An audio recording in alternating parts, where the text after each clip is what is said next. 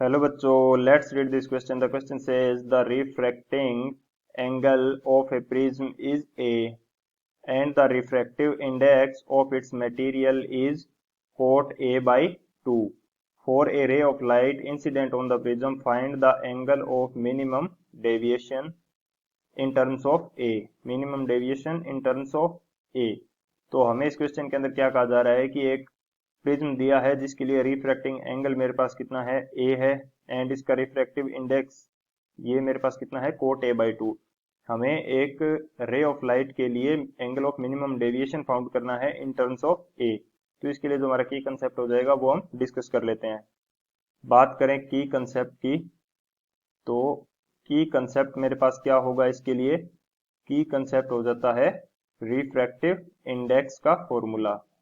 Refractive index for a prism, for a prism, ये हमारे पास क्या आता है, इसकी वैल्यू होती है, यदि इसको शो किया जाए म्यू से, तो इसकी वैल्यू आती है हमारे पास sine delta minimum plus A by 2 divided by sine A by 2।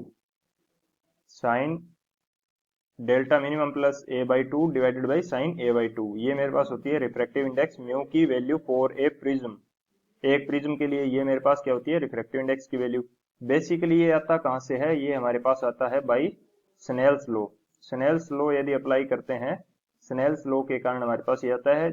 Snell's law क्या कहता है, mu is equal to sine I divided by sine R. And minimum deviation की कंडीशन के अंदर जो साइन आई की वैल्यू है, एंगल आई की वैल्यू जो होती है वो हमारे पास क्या हो जाती है, delta minimum plus A by 2, and जो आर की वैल्यू है ये हमारे पास आ जाती है ए बाई 2। तो इस की कंसेप्ट की हेल्प से हम लोग इस क्वेश्चन को सोल्व करेंगे। यदि बात करें सॉल्यूशन की, तो सॉल्यूशन में क्या होगा, हमारे पास गिवन कंडीशन क्या है, म्यू हमें दिया है कोट ए बाई 2, तो म्यू की वैल्यू कोट ए बाई 2 ये किसके इक्वल है, ये इक्वल होगी अकॉर्डिंग टू की concept sign delta minimum plus A by 2 divided by sine A by 2 के, ये इक्वल हो जाएगी साइन ए बाई 2। अब मेरे पास कोट, यदि कोट थीटा दिया हो तो इसको क्या लिख सकते हैं, इसको लिखा जा सकता है cos theta upon sine theta. यदि कोट थीटा की वैल्यू हो तो इसको क्या लिखा जा सकता है, cos theta upon sine theta. तो मैं कोट ए बाई 2 की जगह क्या लिख सकता हूं, कोट ए बाई 2 की जगह मैं लिख सकता हूं cos A by 2 by sine A by 2। ये मैं क्या लिख सकता हूं, कोट ए बाई 2 की जगह, एंड ये मेरे पास किसके इक्वल है, sign delta minimum plus A by 2 divided by sine A by 2 के, ये इक्वल है साइन ए बाई 2। तो यहां से sine A by 2 sine A by 2 cancel हो जाएंगे, हमारे पास बचेगा क्या, हमारे पास बचेगा cos A by 2 which is equal to sine delta minimum plus A by 2, ये इसके इक्वल हो जाएगा। अब यदि मेरे पास कोस थीटा गिवन है तो इसको क्या लिखा जा सकता है in the terms of sine, तो ये मेरे पास इक्वल होता है sine pi by 2 minus theta के, sine pi by 2 minus theta के, ये इक्वल होता है। तो मैं कोस ए बाई 2 को इसकी टर्म्स में लिखूं तो ये मेरे पास क्या हो जाएगा, इसकी वैल्यू मेरे पास हो जाएगी sine pi by 2 minus a by 2 which is equal to sine delta minimum plus A by 2।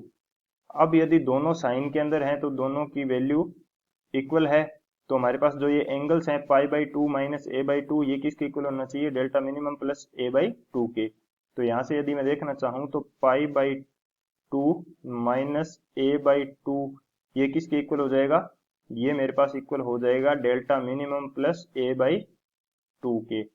तो यहां से यदि इसको सोल्व करेंगे तो डेल्टा मिनिमम की वैल्यू मेरे पास कितनी आ जाएगी, डेल्टा मिनिमम की वैल्यू मेरे पास आ जाएगी पाई माइनस 2 ए के इक्वल। तो हमें क्या फाइंड करना था, डेल्टा मिनिमम की वैल्यू फाइंड आउट करनी थी in the terms of a. तो ये मेरे पास कितनी आ जाएगी, delta minimum is equal to pi minus 2a। So our final answer is pi minus 2a is the final answer. I hope you understood it well. Best of luck. Thank you.